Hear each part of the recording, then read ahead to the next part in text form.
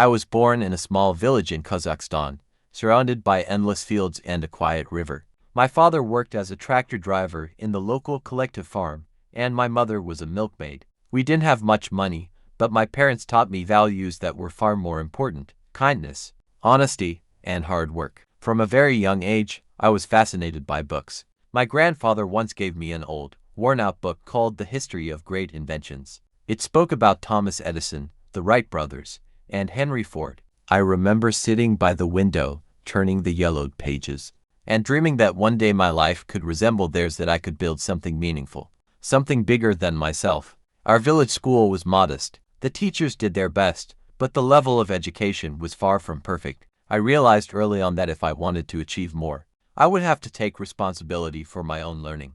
When I was 16, I started working part-time to earn some money. I repaired bicycles, chopped wood for neighbors, and helped in a local shop. Most of the money I saved in a rusty metal box under my bed, but I also spent a part of it on books, thick textbooks on mathematics, economics, biographies of entrepreneurs, and, most importantly, English dictionaries. In the evenings, while other teenagers were playing outside, I sat under a kerosene lamp and studied. I filled notebooks with new words, solved math problems, and wrote summaries of articles I found in old newspapers. My mother often looked at me with a mixture of sadness and concern. "Vanya," she said, "why do you need all this? You'll stay in the village like us anyway."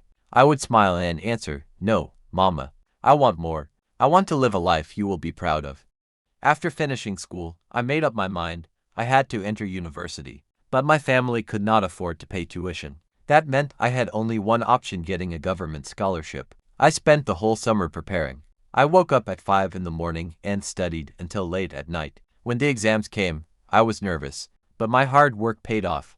I scored high enough to be accepted to a university in Almaty, on a full scholarship. Moving to the city was a shock. I lived in a student dormitory, shared a tiny room with 3 other guys, and often had only buckwheat or instant noodles to eat. But I kept my focus. I went to lectures during the day, studied extra material at night, and on weekends I looked for part-time jobs. I eventually found work as a courier for a small company. I earned very little, but even during deliveries, I tried not to waste time. I listened to audiobooks about business and English podcasts so I could improve my language skills. In my 3rd year of university, I got a chance that would change my life. One of my professors noticed my dedication and recommended me for an internship at a small trading company. At first, my responsibilities were simple: sorting documents, entering data into spreadsheets, preparing basic reports, but I did everything with maximum attention and accuracy. Soon, my managers began to notice my discipline. A year later, I was promoted to an assistant analyst. It wasn't a big position, but for me, it was a huge step forward. I quickly realized that if I wanted to stand out, I had to learn faster than others.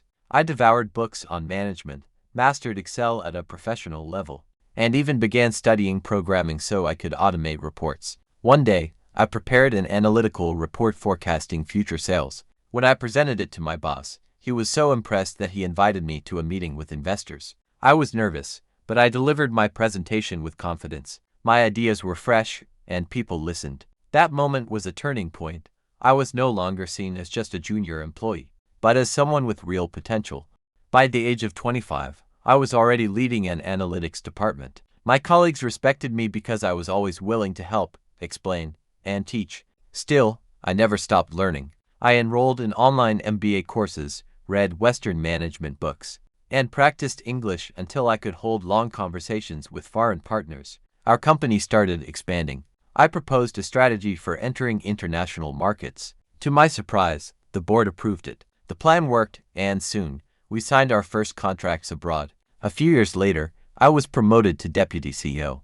By the age of 33, I became the managing director of a large company with branches in several countries. Sometimes, I would sit in my office, overlooking the city skyline, and remember my childhood, the kerosene lamp, the old books, my mother's words that I would always stay in the village. And every time, I felt grateful that my difficult path had made me strong. But success was not only for me. I wanted to give back. I started funding scholarships for students from rural areas, supported educational programs, and helped build schools in remote regions. When I returned to my village years later, people looked at me with admiration. They remembered the boy who once repaired bicycles and studied under a dim lamp. Now he had become a man who managed an international company. I spoke to the local schoolchildren and said, I once sat in these same classrooms. I had nothing, just books and a dream. But that was enough to start building a future. You can do the same. All you need is hard work and belief in yourself. My story is not a fairy tale. It is a story of discipline, determination, and constant self-education. I proved to myself and to others that your background does not define your destiny. What matters is your willingness to learn, to work, and to never give up. If a boy from a tiny village can rise to lead a major company, then anyone can. The key is not to wait for opportunities but to create them with your own hands.